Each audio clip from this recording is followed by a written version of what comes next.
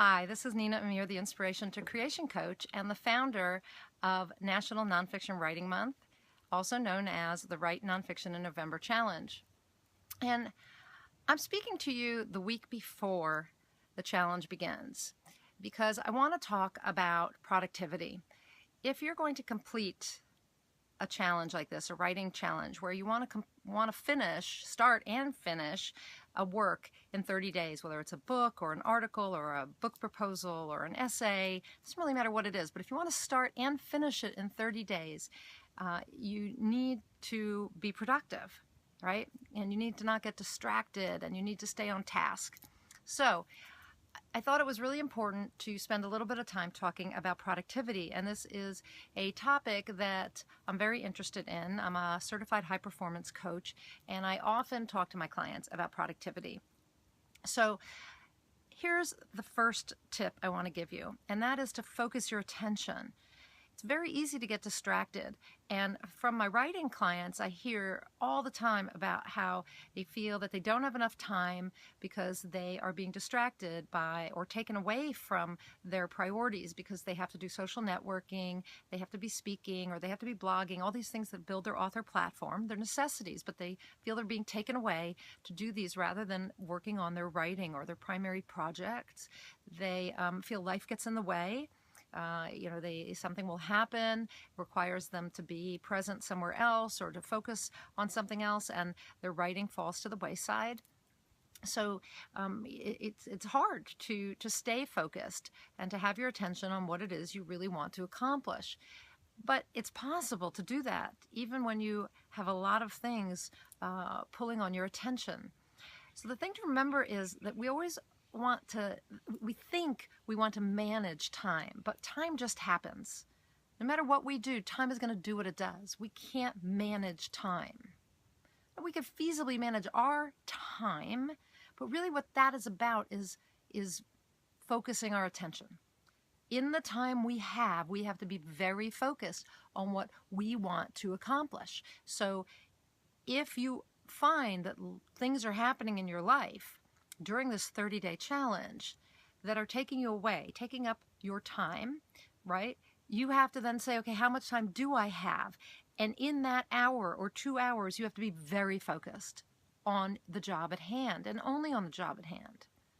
So in that time, you can't do your social networking, right? Your social networking maybe is being done while you're sitting at the doctor's office.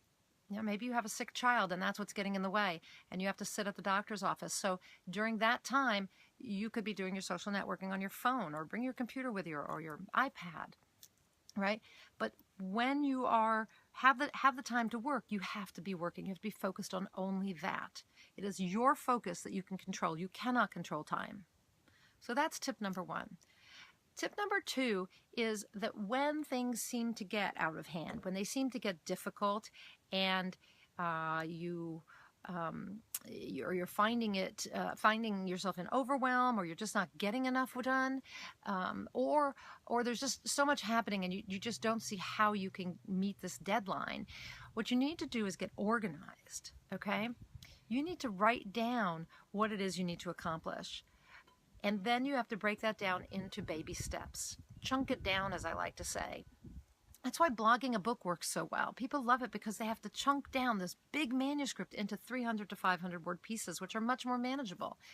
So recently, my 91-year-old mother fell and broke her hip, and I had to fly to New York and spend 20 days there. And then I flew home for not quite 2 weeks, and then I flew back for not quite 2 weeks, and I flew home for 10 days, and then I flew back for 2 weeks to help care for her. And if you don't think that took my attention away from what my work, you're wrong, it did.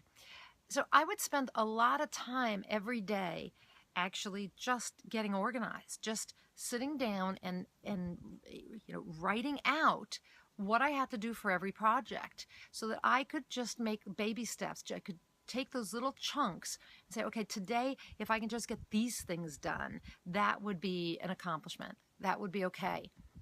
And that was how actually I prepared for this year's Write Nonfiction in November challenge.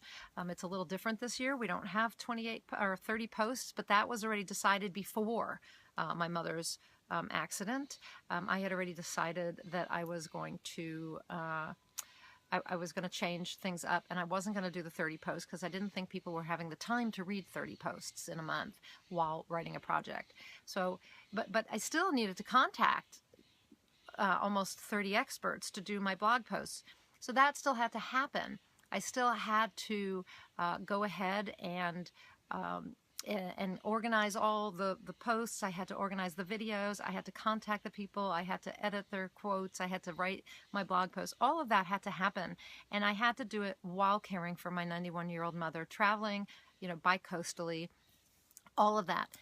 And there were other things in there, Jewish holidays, and anyway, it doesn't really matter.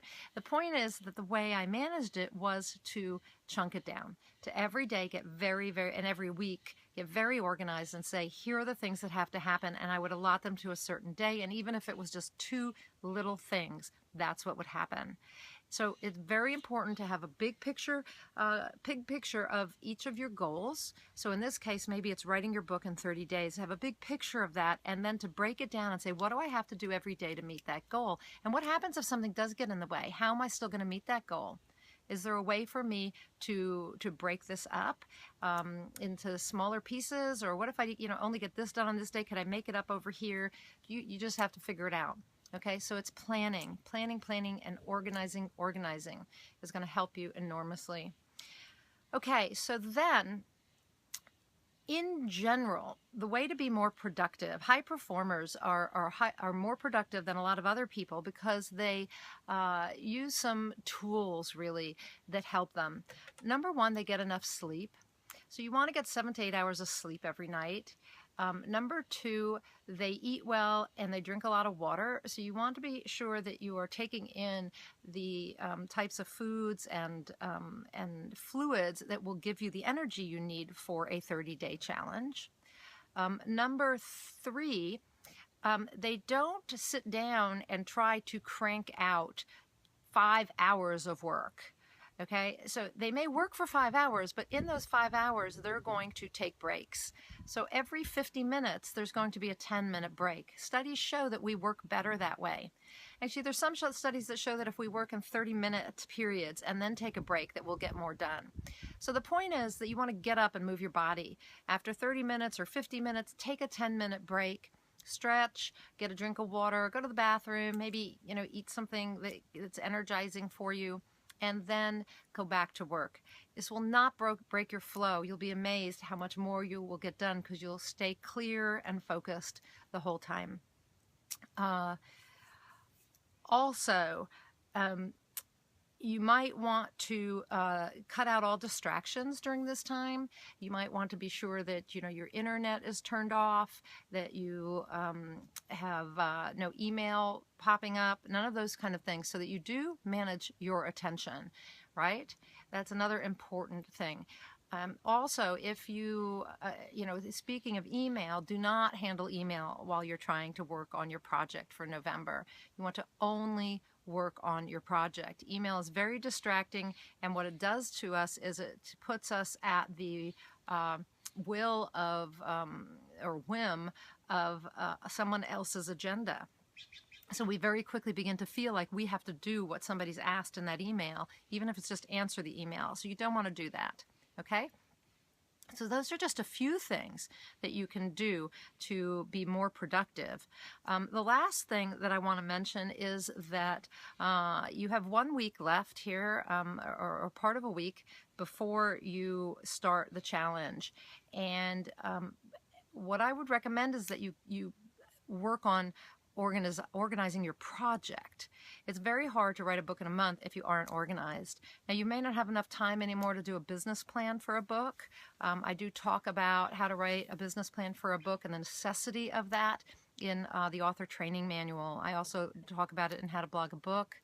But the fact is that if you know if you have a pitch for your book and you know the benefits that it's going to provide, and if you have figured out your ideal reader and you have information on your market, what they need and want, if you know the competition that's out there, and you have figured out how to be unique and necessary in the category where your book will be placed or in the marketplace where your article will be published, it's going to be easier for you to craft a piece of work that will succeed. And you're also going to end up, after doing all this work, with a structure and content that you feel much more secure about, and that's going to target your market and give your market what it needs and wants. So do that planning in advance, and any research you can do for your article or for your book prior to beginning the challenge, that's going to help you write more quickly. Now, if you're writing and you suddenly discover that you need some research, please just put in brackets research and keep writing, because what will happen is if you start researching is you will go to the internet and you will start looking for things on Google, and 3 hours will go by and you will not have written anything. So don't do that. Just put research in there and keep writing, and come back to that later when you can have time to do the research. Make research a separate activity, a separate task from writing. So those are some really good things, really good tools and tips for being productive during National Nonfiction Writing Month and succeeding at this challenge, this Write Nonfiction in November challenge. If you are interested, you can always take a look at and enroll in my High Performance Writer course. It has even more advice on how to be a high performer as a writer and an author, and I highly recommend it, and you can find the link below. So good luck with the Write Nonfiction in November challenge. Thank you for taking part in National Nonfiction Writing Month. I hope you have registered by entering the forum here on the site so that you can keep track of your, or let everybody know how you're doing with your project, and you can meet some other people and maybe find an accountability buddy, and just generally participate with everybody in the challenge. And don't forget that there's also the Write Nonfiction in November Facebook page where you can participate as well if you prefer, or do both.